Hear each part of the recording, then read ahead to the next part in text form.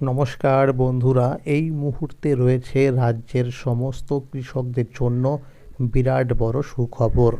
আপনি যদি একজন কৃষক হয়ে থাকেন এবং পশ্চিমবঙ্গ সরকারের কৃষক বন্ধু প্রকল্পে নাম নথিভুক্ত করে রাখেন এবং এই কৃষক বন্ধু প্রকল্পের দ্বিতীয় কিস্তি অর্থাৎ রবি মরশুম টাকার জন্য অপেক্ষা করে রয়েছেন, তাহলে এই মুহূর্তে রয়েছে আপনার জন্য দুর্দান্ত সুসংবাদ।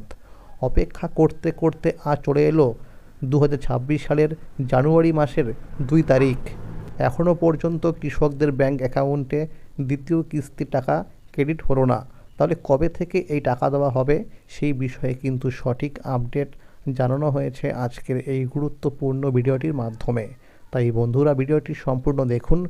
সম্পূর্ণ দেখলেই জানতে পারবেন আপনি আপনার ব্যাংক অ্যাকাউন্টে কবে থেকে এই কৃষক বন্ধু প্রকল্পের রবি মরশুম টাকা পাবেন।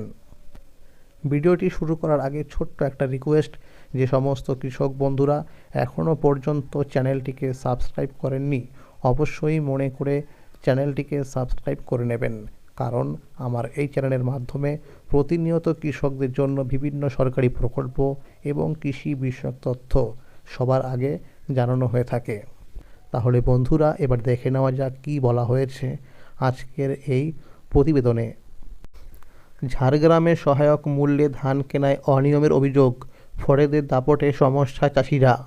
রাজ্য সরকার সহায়ক মূল্যে ধান কেনার পুরো প্রক্রিয়ায় স্বচ্ছতা আনতে জোর দিয়েছে। চলতি বছরে ধানের দাম কুইন্টাল পিছু বাড়িয়ে 2369 টাকা করা হয়েছে। এর সঙ্গে আরও 20 টাকা উৎসাহ ভাতা দেওয়া হচ্ছে ধান কেনায় যাতে কোনো অনিয়ম না হয়, সেজন্য জেলা প্রশাসনকে বিশেষভাবে সতর্ক করা হয়েছে। তবুও ঝাড়গ্রাম জেলায় ফরেদের দাপট পুরোপুরি বন্ধ করা যাচ্ছে না। সরকার চাষিদের অভাবী বিক্রি রুখতেই সহায়ক মূল্যে ধান কিনছে।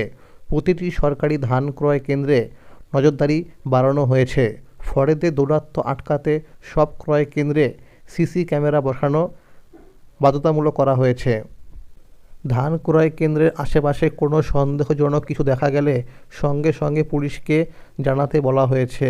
নির্দিষ্ট পরিচয়পত্র ছাড়া কেউ সরকারি কেন্দ্রে ধান বিক্রি করতে পারবেন না। ই প্যাডি পোর্টালে নথিভুক্ত চাষিদের কাছ থেকেই ধান কেনা হচ্ছে। ওজনের সময় ডিজিটাল ওয়েট মেশিন ব্যবহার করা হচ্ছে। দূর থেকে আসা চাষিদের জন্য পানীয় জল, বসার জায়গা ও শৌচাগারের ব্যবস্থাও করা হয়েছে। এত ব্যবস্থা থাকা সত্ত্বেও ঝাড়গ্রামের অনেক চাষি এখনও ন্যায্য দাম পাচ্ছেন না। জেলার বহু চাষির জমির পরিমাণ খুবই কম, তাদের পক্ষে গাড়ি ভাড়া করে ধান ক্রয় কেন্দ্রে নিয়ে যাওয়া কঠিন। তার উপর বাটা কাটিংয়ের সমস্যাও আছে। এত ঝক্কি সামলাতে না পেরে অনেক ছোটো চাষি বাধ্য হয়ে ফরেদের কাছে কম দামে ধান বিক্রি করে দিচ্ছেন। ফরেরা কুইন্টাল পিছু 1700 থেকে 1800 টাকায় ধান কিনছে। অনেক ক্ষেত্রে এমনও হচ্ছে চাষিদের স্লটের দিনে মান্ডি বা সিপিসি কেন্দ্রে হাজিরা দিতে বলা হচ্ছে।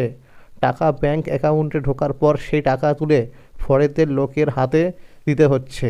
এর ফলে আসল লাভটা চলে যাচ্ছে ফরেদের পকেটেই। বড় চাষিদের সমস্যা আলাদা, স্লট পেতে তাদের দীর্ঘদিন অপেক্ষা করতে হচ্ছে। আবার অনেক এলাকায় হাতির হানায় ভয় থাকায় বাড়িতে বেশি ধান মজুত রাখা যাচ্ছে না, তাই বাধ্য হয়ে খোলা বাজারে কম দামে ধান বিক্রি করে দিতে হচ্ছে। এবছর ধানের দাম কুইন্টাল পিছু 69 টাকা বাড়ানো হয়েছে। স্থায়ী বা ভ্রাম্যমাণ ধান ক্রয় কেন্দ্রে ধান বিক্রি করলে অতিরিক্ত 20 টাকা উৎসাহ ভাতা মিলছে।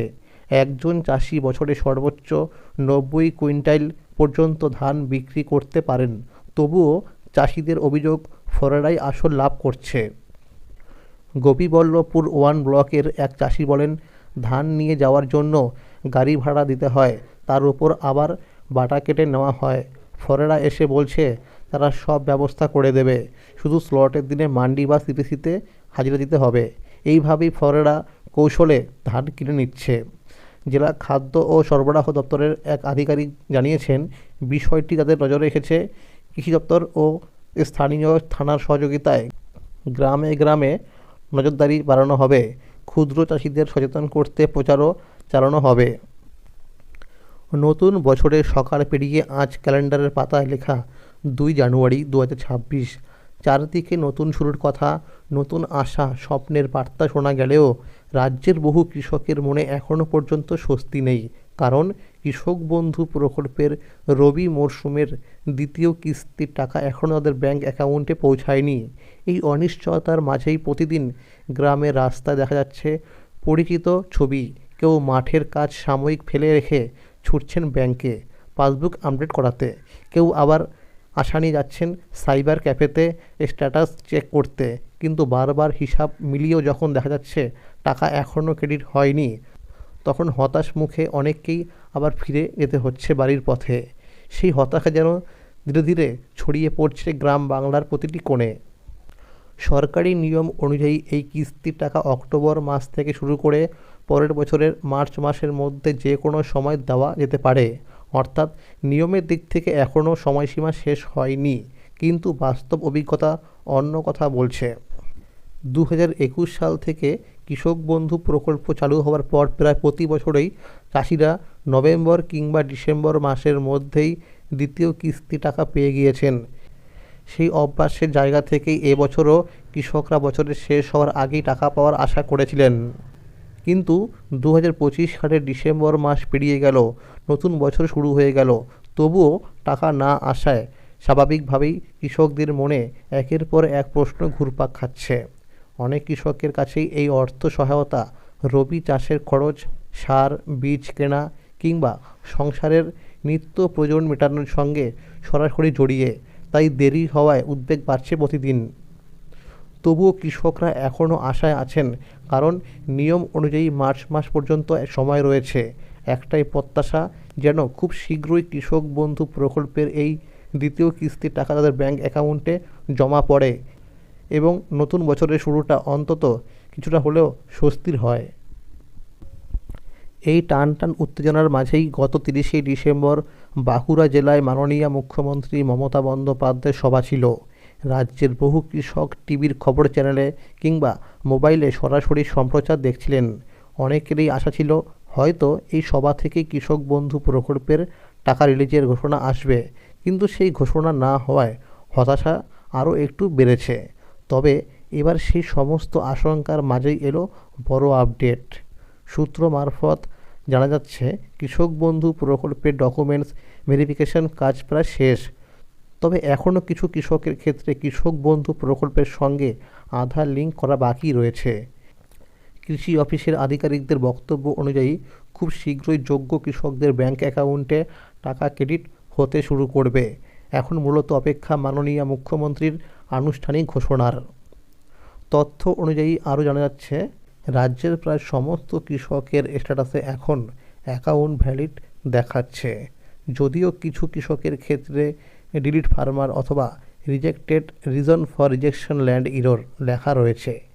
এই ধরনের স্ট্যাটাস যাদের দেখাচ্ছে তাদের অবশ্যই নিকটবর্তী কৃষি অফিসে গিয়ে যোগাযোগ করতে হবে। সবচেয়ে গুরুত্বপূর্ণ খবর হলো, সূত্র অনুযায়ী আগামী 7ই জানুয়ারির মধ্যেই কৃষক বন্ধু প্রকল্পের টাকা দেওয়া শুরু হতে পারে। খুব শীঘ্রই মাননীয় মুখ্যমন্ত্রী অফিসিয়াল ব্যানার প্রকাশ করবে এবং কোনো একটি জেলা থেকে সভার মাধ্যমে বা সরাসরি রবি মরশুমের টাকা রিলিজ করতে পারেন। প্রাথমিকভাবে নদিয়া, মালদা, কোচবিহার, হাওড়া, পূর্ব ও পশ্চিম বর্ধমান, পূর্ব ও পশ্চিম মেদিনীপুর, উত্তর ও দক্ষিণ 24 পরগনা, পুরুলিয়া, বাঁকুড়া, বীরভূম এবং উত্তর ও দক্ষিণ দিনাজপুর এই সব জেলায় টাকা আগে পৌঁছাতে পারে। কৃষকদের জন্য নির্দেশিকা: 1 নম্বর, প্রত্যেক কৃষকদের ব্যাংকে গিয়ে ব্যাংক অ্যাকাউন্টের সঙ্গে কেওয়াইসি আপডেট আছে কিনা তা চেক করতে হবে। 2 নম্বর, প্রত্যেক কৃষকদের কৃষক বন্ধু প্রকল্পের ওয়েবসাইটে গিয়ে স্ট্যাটাস চেক করতে হবে যে আধার নম্বর আছে কিনা। যদি না থাকে তাহলে কৃষি অফিসে গিয়ে আধার লিঙ্কের কাজ করাতে হবে। 3 নম্বর, যাদের স্ট্যাটাসের ঘরে কোনো সমস্যা রয়েছে তাদের অবশ্যই কৃষি অফিসে যোগাযোগ করতে হবে। 4 নম্বর, যে সমস্ত কৃষকরা নতুন করে জমি কিনেছেন এবং সেই জমির পরিমাণ বৃদ্ধি করার জন্য কৃষি অফিসে গিয়ে ফর্ম জমা করেছেন, যদি সেই তথ্য স্ট্যাটাসের ঘরে এই মুহূর্তে আপডেট হয়ে থাকে তাহলে সেই কৃষকদেরকে অতিরিক্ত জমির বরাদ্দ টাকাও একই সাথে দেওয়া হবে। তাহলে বন্ধুরা, আজকের এই ছিল আপডেট। আবারও দেখা হচ্ছে কৃষক বন্ধু প্রকল্পের পরবর্তী আপডেট নিয়ে। যদি এই ভিডিওটি ভালো লাগে অবশ্যই একটি লাইক করে দেবেন এবং সকলের কাছে শেয়ার করে দেবেন, যাতে সবাই এই আপডেটগুলো পেয়ে যায়। আর চ্যানেলে নতুন হয়ে থাকলে চ্যানেলটিকে সাবস্ক্রাইব করে বাকি থাকবেন। Thank you.